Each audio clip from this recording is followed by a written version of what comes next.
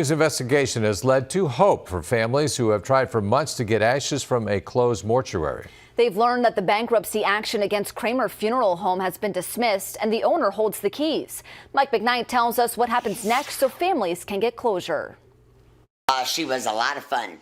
Aunt Goldie Wright died late last November, and her family says in more than 4 months since her body was taken for cremation, It's hard to get closure. they've attempted to get the ashes from Kramer Funeral Home. Where is she? Why can't we bring her home? It's been long enough. After 3 months, the family of Billy Lorenz has the same questions and frustration. You pay money for a service you don't get. That's a body. That was a human. The doors of the mortuary remain locked. But I received a text from the owner of Kramer Funeral Home, Travis Sheffield.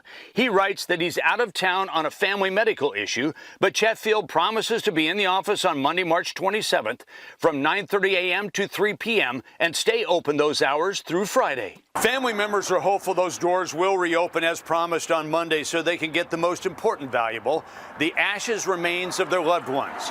But questions remain. What about death certificates and pre-need policies? Sheffield's text says he will release any ashes and death certificates. He will also answer questions regarding prepaid funeral arrangements currently on file. It is your insurance trust money. The president of the Nebraska Funeral Directors Association, Brian Roeder, has answers about prepaid and pre-need contracts. Whatever insurance money was set up through Kramer's Funeral Home should be available unless there was any issues with payments or anything, but all that money should be available to families and they can move that wherever. Roeder says Kramer Funeral Home customers who have been waiting 3 to 4 months for a loved one's ashes is far from a normal business practice. That is an extreme case. It's a couple weeks, really, at the most, maybe a couple days. So that's really what it should be. Hopefully soon, Aunt Goldie's ashes will join other family urns. I want her to join my mother. But waiting 4 months, the Leonards can't help but wonder. Was she cremated or was she not cremated?